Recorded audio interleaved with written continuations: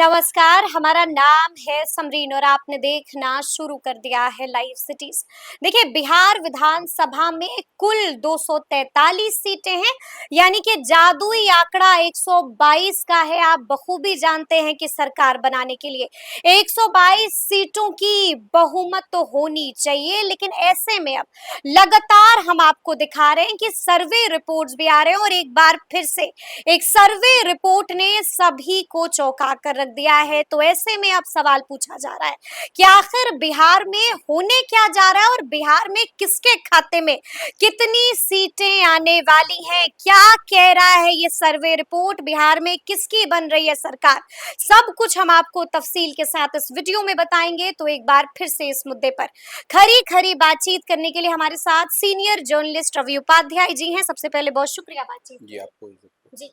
रवि जी, जैसा कि मैंने शुरू में ही कहा कि दो सर्वे रिपोर्ट आए हैं और दोनों सर्वे रिपोर्ट ने सभी को चौंका दिया है और दोनों सर्वे रिपोर्ट में अलग अलग बातें निकल के आ रही हैं। पहली सर्वे रिपोर्ट क्या कह रही है और दूसरी सर्वे रिपोर्ट क्या कह रही है? देखिए, जो दो सर्वे ताजा सर्वे है, उस सर्वे से पहले भी कई अन्य सर्वे बिहार में हुए थे। जो पोल ट्रैकर जिसको हम लोग कहते हैं कि वो आ रहा है, उसमें भी कुछ न कुछ झोल झाल दिखाई पड़ रहा था। झोल झाल कहने का मतलब किसी में एनडीए को बढ़त, किसी में महागठबंधन को बढ़त। तो ये आपको ये है।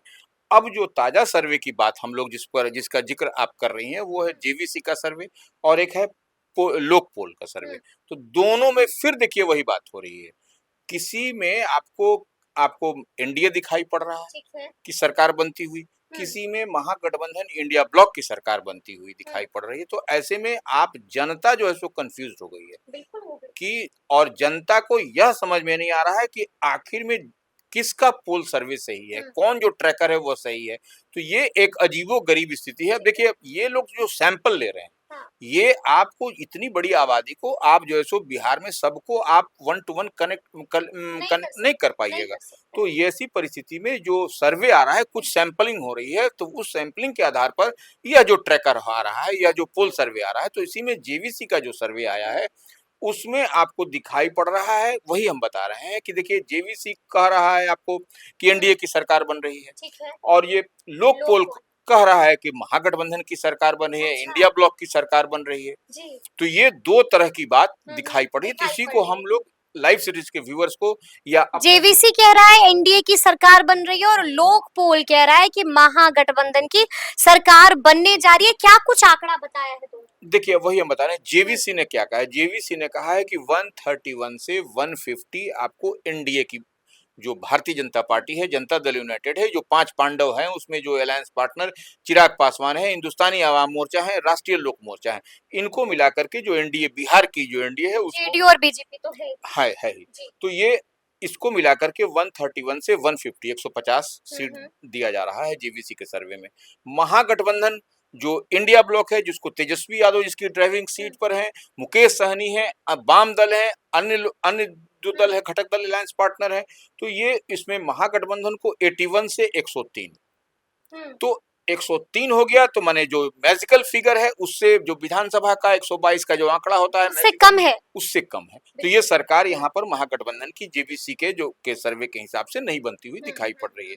अब आइए इसमें जनसुराज जो प्रशांत किशोर जो लगातार हंगामा खड़ा कर दिया है। बिल्कुल, तो वो प्रशांत किशोर की जो जनसुराज पार्टी है उसको 4 से 6, ये जेवीसी का सर्वे है। और आपको अन्य 5 से 6, तो अन्य 5 से 6 में जो एआईएम है या बसपा है या अन्य इंडिपेंडेंट निर्दलीय, ये इनको समाहित किया गया, इनको 5 से 6 में रखा है जेवीसी ने। तो ये एक आपको चौंकाने वाला ये एक तरीके से हम जेवीसी का सर्वे। और इसमें और यदि जेवीसी के सर्वे में आप ब्रेकअप में जाइएगा कि किस दल को कितनी सीट मिल रही है, वो भी हम बता देते हैं। तो ये जेवीसी के ब्रेकअप में है, भारतीय जनता पार्टी जो बड़े भाई की भूमिका में है विधानसभा में, उसके अधिक एमएलए हैं एनडीए फोल्ड में, तो 66 से 77, 66 से 77 ये भारतीय जनता पार्टी के पाले में विधायक माने जीत करके आने की बात कही गई है।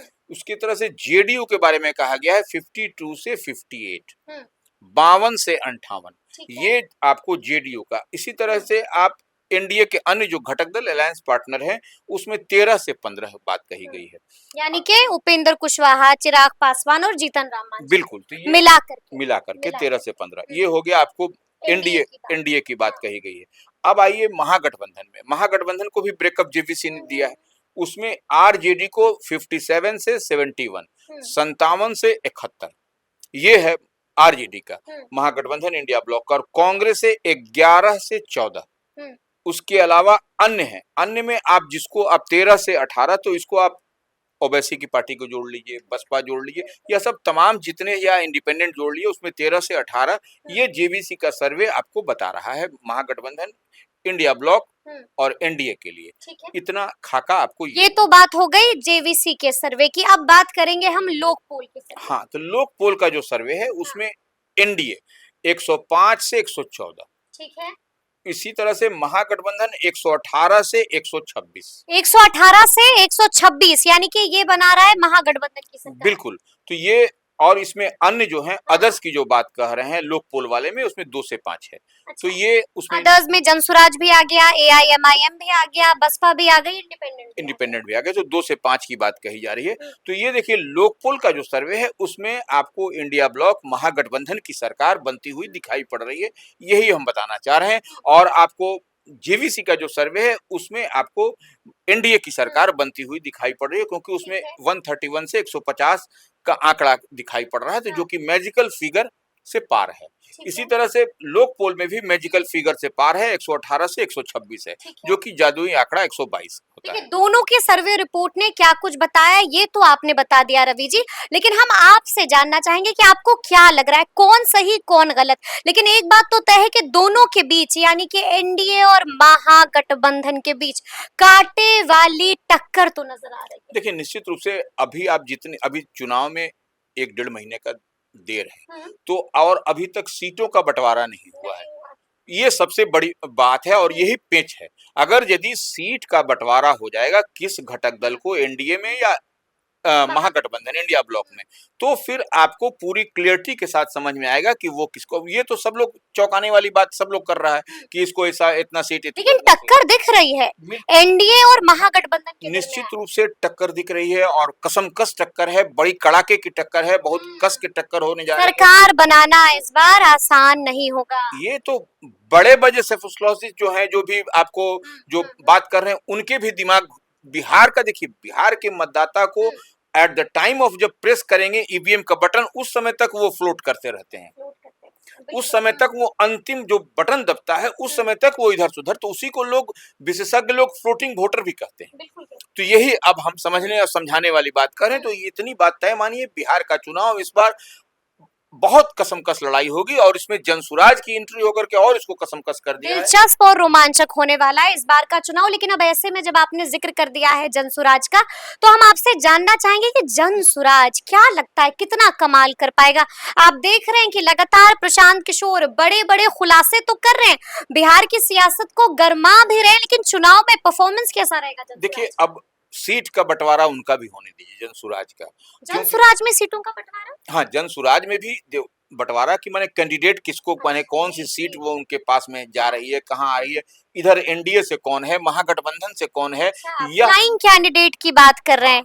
तो ये फिर अब कौन होगा इधर से जनसुराज से, फिर फिर कह रहे हैं कि फ्लाइंग कैंडिडेट जो है जिसका आप जिक्र कर रहे हैं वो बहुत एक्सेप्शनल केसेस नहीं, वो ठीक है, लेकिन आप देखिए इसको ऐसे समझिए थोड़ा सा कि इसको हम लोग डिकोड करने की जरूरत है, इसी को हम लोग बिटवीन द लाइन समझिए कि जनसुराज के उम्मीदवार कौन होंगे, कौन, अब यहाँ पर महागठबंधन की ओर से कौन उस सीट का उम्मीदवार होगा, उस सीट पर एनडीए की ओर से कौन उम्मीदवार होगा, यह देखिएगा तभी आप एनालिसिस कर पाइएगा, तभी आप उसको डिकोड कर पाइएगा कि ये जनसुराज की स्थिति परिस्थिति इस बार के विधानसभा चुनाव में क्या होगी। बम फोड़ना अलग बात है, राजनीतिक बम आप फोड़िए, उसमें कहीं कोई, लेकिन आप जनता को क्या भरोसा कैसे जीत पाइएगा, जनता आपके साथ में कहां तक कनेक्ट करेगी, यही प्रशांत किशोर को, उनकी पार्टी को समझना और देखना है।